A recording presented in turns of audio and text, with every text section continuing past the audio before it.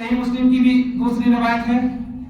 और फिर इमाम बुखारी ने बुखारी शरीफ की रवायत सुन लीजिए, हजरत अबू हुरैरा से रवायत है नबी सल्लल्लाहु अलैहि वसल्लम इज़ा अम्मन अल कारी फअमिनु, जब कारी आमीन कहें तुम भी आमीन कहो, फइन्नल मलाइकता तुअमिनु।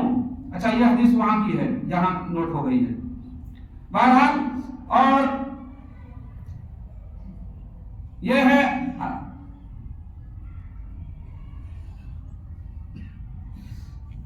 के बगैर अगर मुक्तदी की नमाज नहीं होती तो जब इमाम रुकू में होते हैं, इमाम जब रुकू में होते हैं और बाद में आने वाला जब आता है तो वो उसको क्या हुक्म है कि रुकू में चला जाए, रुकू में चला जाए। अब रुकू में चला गया तो रुकू उसको मिल गया तो रकत मिल गई, ये हुक्म है ना। अब अगर कोई शख्स रुकू में शामिल हो गया, सूरह फातिहा नहीं पढ़ा, तो सूरह फातिहा न पढ़ने की वजह से उसको वो रकत मिली कि नहीं मिली? बोलिए, मिली कि नहीं मिली? हम भी कहते हैं मिल गई, वो लोग भी कहते हैं मिल गई। तो मिल गई कैसे भाई? सूरह फातिहा आपने कहां पढ़ी?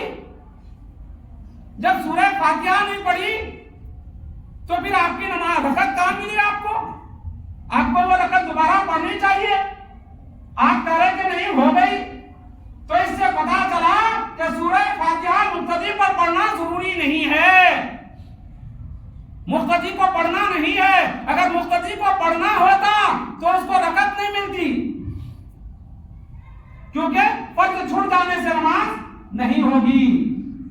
तो आप कहेंगे कि आप कहेंगे कि खड़ा होना भी तो फर्ज है, खड़ा होना भी तो फर्ज है। जब खड़ा होना फर्ज है तो फिर खड़ा जो नहीं हुआ, क़याम जो नहीं मिला, तो कहते हैं कि जब तक सजदा में ना जाए, सजदा की हद तक ना जाए, तब तक वो क़याम ही की हालत रहती है। और रुकू जो है निस्फ़े क़याम है, रुकू निस्फ़े क़याम है, इसलिए उसको क़याम मिल गया, क़याम उसको मिल गया।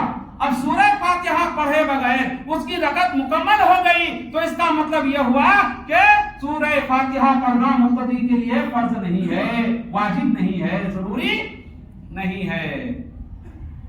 अब ये रिवायत बुखारी शरीफ की है कि हजरत अबू बकर से रिवायत है कि नबी सल्लल्लाहु अलैहि वसल्लम, वो हुआ राकिऊन, कि हुजूर सल्लल्लाहु अलैहि वसल्लम नमाज पढ़ा रहे थे और वो मस्जिद में दाखिल हुए, तो हुजूर सल्लल्लाहु अलैहि वसल्लम को रुकू में पाया, रुकू की हालत में पाया। तब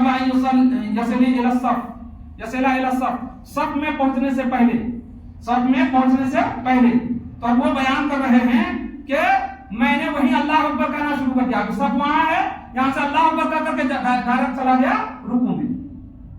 तो इसको हुजूर अकरम सल्लल्लाहु अलैहि वसल्लम ने देखा, तो हुजूर सल्लल्लाहु अलैहि वसल्लम से उन्होंने बयान किया, तो हुजूर सल्लल्लाहु अलैहि वसल्लम ने फरमाया कि ज़ादकल्लाहु हिर्सन वला तउद, कि अल्लाह तुम्हारे हिर्स को और बढ़ाए, कि नमाज का जो शौक है तुम्हारा, जमात में शामिल होने का जो शौक है, इस शौक को अल्लाह और बढ़ाए, लेकिन कभी और दोबारा ऐसा नहीं करना, दोबारा ऐसा नहीं करना।